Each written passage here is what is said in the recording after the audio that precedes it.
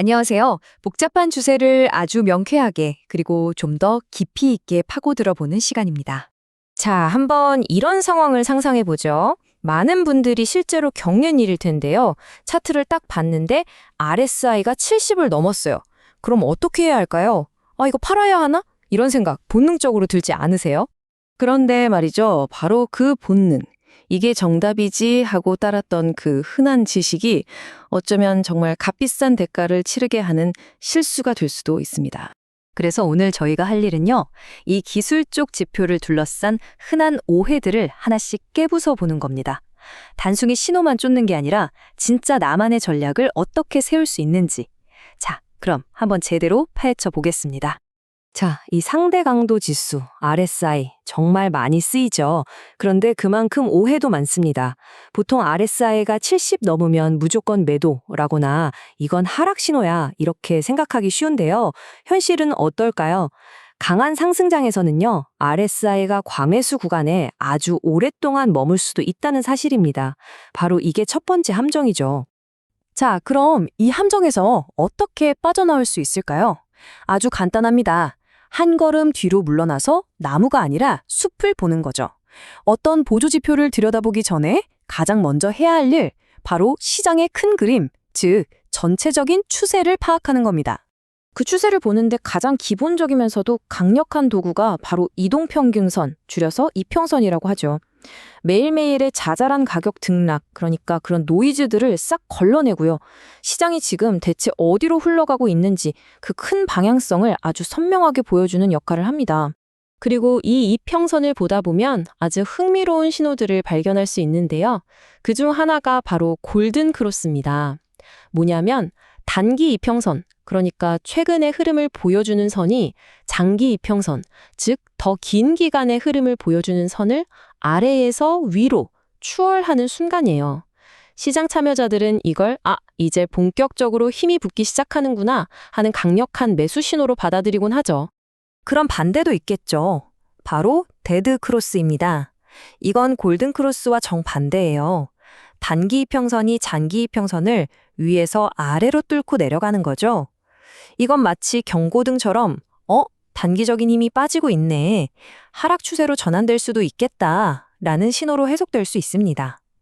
자, 그럼 추세를 봤으니 다음 단계로 넘어가 볼까요? 자, 이제 우리는 시장의 큰 방향, 즉 추세라는 아주 중요한 무기를 하나 장착했습니다. 그럼 이 새로운 관점을 가지고 아까 우리를 함정에 빠뜨렸던 그 RSI를 다시 한번 들여다보겠습니다. 여기서 정말 중요한 인식의 전환이 필요합니다. RSI를 보고 사라, 팔아라 하는 신호등으로 생각하면 절대 안 돼요. 그 대신에 RSI는 가격의 속도계라고 생각해 보세요. 지금 가격이 얼마나 빨리, 얼마나 강하게 움직이고 있는지를 보여주는 계기판인 셈이죠. 이게 무슨 말이냐면요. 똑같은 RSI 70이라는 신호도 시장 상황에 따라 완전히 다르게 해석해야 한다는 겁니다. 예를 들어 시장이 그냥 옆으로 뒤지부진하게 움직이는 횡보장에서는 RSI 70이 너무 과열됐는데 곧 꺾이겠다는 신호일 수 있어요. 하지만 힘차게 위로 뻗어나가는 상승 추세장에서는요. RSI 70은 와, 이 상승세 추진력이 장난 아니네? 라는 강한 모멘텀의 증거가 되는 겁니다. 완전히 다르죠? 자, 좋습니다. 이제 우리는 추세라는 방향과 RSI라는 속도계를 갖게 됐습니다. 그럼 여기에 마지막으로 하나 더, 바로 확신의 정도를 더해줘야 합니다. 가격 움직임에 진짜 힘이 실려 있는지 보려면 뭘 봐야 할까요? 맞습니다. 바로 거래량, 즉 돈의 흐름을 추적해야 합니다. OBV를 만든 조 그랜빌이 이런 말을 했죠. 거래량은 시장이라는 엔진을 움직이는 증기다. 정말 멋진 비유 아닌가요? 아무리 엔진이 좋아도 증기가 없으면 기차는 못 가잖아요. 마찬가지로 가격이 아무리 오르내려도 거래량이 받쳐주지 않으면 그 움직임은 그냥 속빈강정일 뿐이라는 겁니다. 신뢰하기 어렵다는 거죠. 그래서 나온 지표가 바로 OBV, 온 밸런스 볼륨입니다.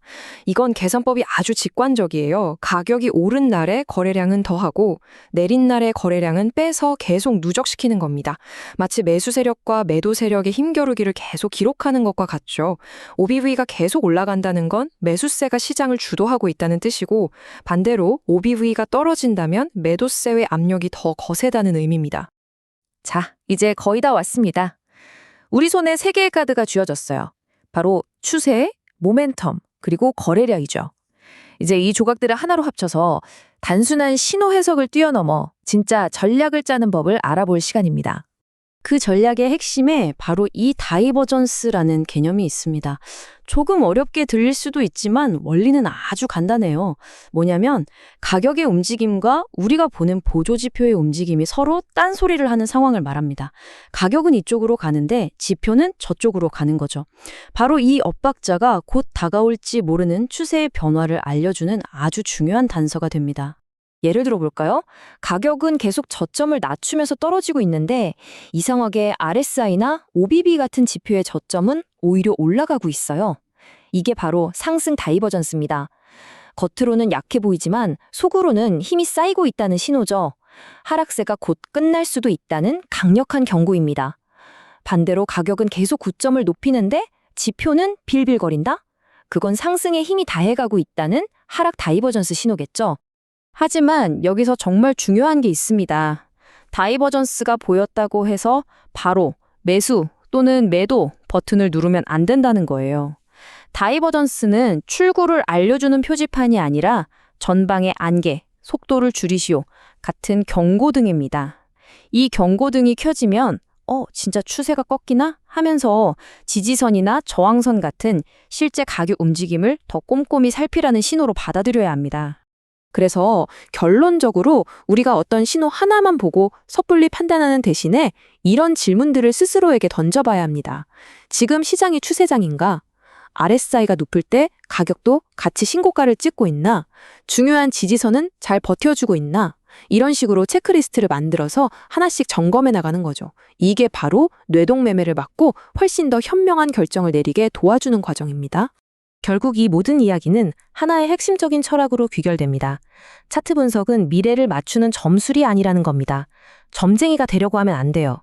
기술적 분석은 미래를 예측하기 위한 도구가 아니라 지금 현재 시장이 우리에게 보여주는 상황을 정확히 이해하고 그에 맞추어 현명하게 대응하기 위한 아주 유용한 도구 상자일 뿐입니다. 이처럼 예측에서 대응으로 관점만 바꿔도 여러분은 시장이라는 게임을 완전히 다른 차원에서 플레이하게 될 겁니다.